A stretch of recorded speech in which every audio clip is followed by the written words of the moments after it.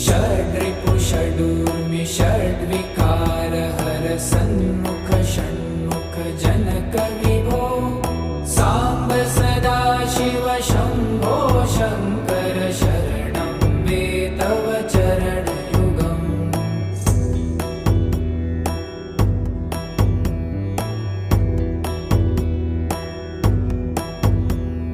सत्यं ज्ञानमनन्तं ब्रह्मे ते लक्षणलक्षितभो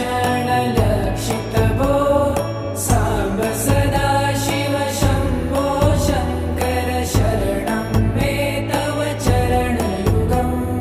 हा हा हो हो मुखसुरगायक